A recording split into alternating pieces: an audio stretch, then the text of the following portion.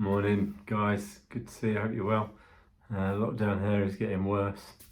Barber's open in a few weeks, hopefully get it chopped. I hope you're good and have had a good week. I know a lot of you we start back to school next week. I know a load of you at Fanshawe won't be going back till the following week, but you're in for COVID tests and all the rest of that. But it's good. The end is nigh. Hopefully we're back to normal pretty soon. Church-wise, hopefully we'll be back face-to-face in June. There's a church meeting this week. Needs to be ratified there, sort of the roadmap going ahead, but hopefully back to face-to-face in June. And I've chatted to some of you about DTI. We're not going to be doing DTI this year. Looking at some other options at the moment, but we'll probably do DTI the following year. Everyday Supernatural, we are working through. We did speak in tongues, and if you were in on the Zoom last Thursday, I'll catch up with you tonight, but we're chapter 7, page 115. If you read through to the top of page 122, all about prophecy and all about God speaking to us. Give that a read.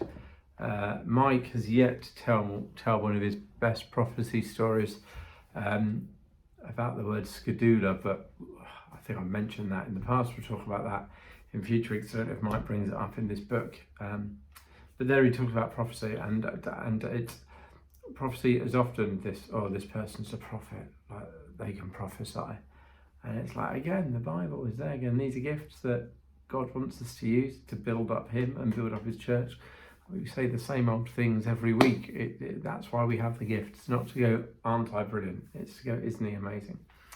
And yeah, with prophesying, it's like, well, only certain people have it. No, God speaks to us all, and Mike mentions in the book about the expectation of a big cloudy finger pointing from the sky and God going, Andy Evers, I'm giving you this word for the church or for these people. And God doesn't work like that. God works with this small, quiet, still voice. And it's about when we spend time with Him, hanging out with Him, praying with Him, chatting to Him, having a conversation. He wants to speak into us, and sometimes He gives us things that we go, maybe I should share that, and it's like, I don't know if I should. And Mike talks about, he's gone with a fella to prophesy, and they got some church leaders, and it's like, okay, can you speak in, Mike, what's God saying to you for these people? And all Mike has got is Dancing Queen, the song by ABBA, going round his head. You can dance, you can sing that one. And he's like, what's that? And he just goes, well, I've got to say it, and he says it. And the church leader's wife breaks down in tears going, I've just started a dance group. And I was thinking about stopping it at church, but that's clearly God. You wouldn't have known this, and that's what it is. It's telling people stuff that we think is from God. And I would say with prophesying, if you think it's from God, then say it. And it's not for us to go, is it right? It's for us to go, okay, I think God's saying this. I'm going to tell you. Now, I personally, there are a few things that I would never prophesy about. And that's relationships.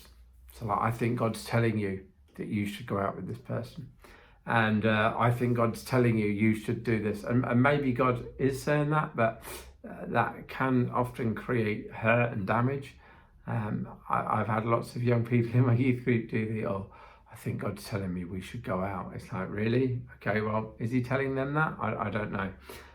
So yeah, don't prophesy about relationships. And then also prophesying about babies is really tough. And I've seen people really badly hurt with that, with people saying, oh, God's told me about your baby that you're going to have. And this couple are trying really hard for a baby, and this person knows that, and they say that. And then hurt is caused when actually they don't have a baby. And it's like, well, maybe God is saying that. And if God is saying that to you, then maybe keep it to yourself, but keep praying for that baby and praying for that couple. But it's those things that bring loads of heaps of emotion, and actually sometimes us prophesying into there is just not helpful, and it actually causes immediate just joy and yes, but actually long term creates real hurt and damage. So we have to be wise in what we say. If God is prophesying in the words of ABBA, then by all means, is that gonna damage anyone? No, you may look a bit daft, but so what? So we're gonna look at future weeks more about prophesying and praying into each other and saying things and again, using the word prophesying makes it this big, amazing thing, and it's not. It's just sharing with people maybe something God is trying to say to them.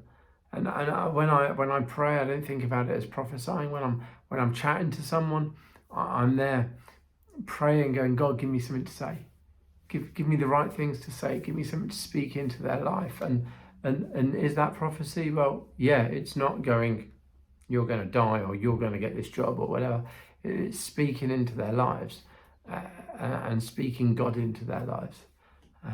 So, yeah, quick intro to it. We're going to delve a bit deeper into it over the coming weeks. But for now, I'm going to head back to my computer and get some more stuff done that I've got to get done today. Have a good week. I'll see you tonight, hopefully at 6. Tottenham are playing, so I'm going to miss the first half. But you guys are more important to me than Tottenham. I know, surprised me too. But yeah, I'll see you guys tonight. Have a good day, and yeah, I'll see you later. God bless. Stay safe. Bye.